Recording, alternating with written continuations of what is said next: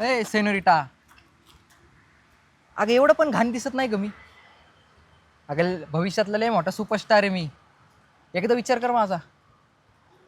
हो का? जा ना मग जाऊन ऍक्टिंग कर, माझ्या मागे नको फिरू. अगं तेच तर करतोय मी. काय? म्हणजे अगं ऍक्टिंगच करतोय मी. भविष्यातला लय मोठा सुपरस्टार आहे. यशस्वी पुरुषाच्या मागे एक स्त्री असते असे म्हणतात ना, ती स्त्री तू हवी अशी इच्छा आहे माझी. ए मंग्या, तुझं तोंड आहे ना, जाऊन पहिला आरशात बघ. मने मोठा सुपरस्टार होणार मी. मंग्या, आपले आई वडील आपल्याला कॉलेजला कशाला पाठवतात रे? आपण चांगलं काहीतरी बनावं, चांगलं काहीतरी व्हावं म्हणून ना.